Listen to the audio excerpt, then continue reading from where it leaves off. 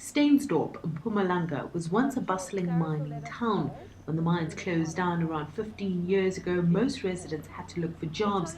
Pindile Nkosi turned to farming to put food on the table.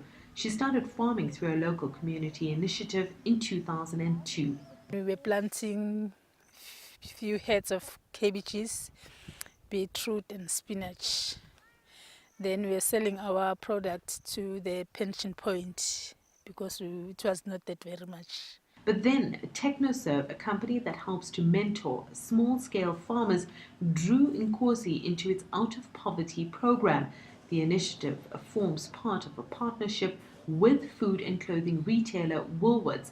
The aim is to develop small-scale farmers, giving them skills to become sustainable and earn a profit. Farming effectively starts with land preparation. If the land preparation is not good, then it will have a ripple effect on your crop. The second thing they must manage is fertilization. Irrigation, which is very important, it's very expensive. The key one is to manage labor. TechnoServe also helps to link small-scale farmers to the market so that they can get their produce onto the shop shelves. Nkosi says the skills she learned has proved invaluable. Before we were planting and we were selling to the local markets, and our tomatoes were not that very much in a good condition. They were poor quality. They were getting soft quickly. So through that mentor, we got the program. So we are following the program that the Woolworths need, like the organic farming. Nkosi now owns 3 hectares of farmland and employs 12 people. She plants on 1.75 hectares at a time, growing fresh produce such as salad, tomatoes, cabbage and peppers.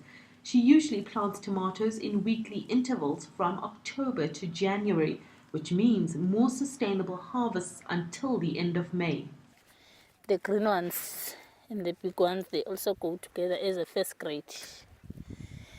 These are the first grade ones. And it must have no spots on it. It must be clean. And there's the red ones. They're taken as second grade.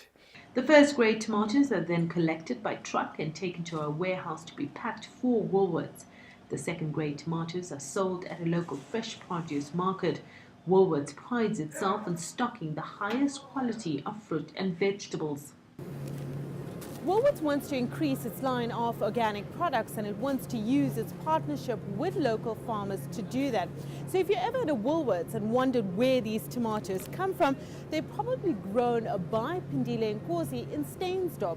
Nkosi on her own supplies Woolworths with up to 6 tons of tomatoes for every harvest. Pindile and other tomato farmers in Bad Plus really are part of one of the models we've found to be working in our enterprise development, in that there's a tripartite partnership between the farmers, the emerging farmers themselves, the existing tomato supplier who then packs all the tomatoes, and then Woolworths. While farmers still struggle with issues like the scarcity of water and the dangers of livestock eating their vegetables, they have learned how to manage these challenges and are still able to create a sustainable income. Pindile can now afford to send her children to university. She has also built her own house after living in a mud hut for most of her life. Sumitra Nadu, CCTV, Mpumalanga, South Africa.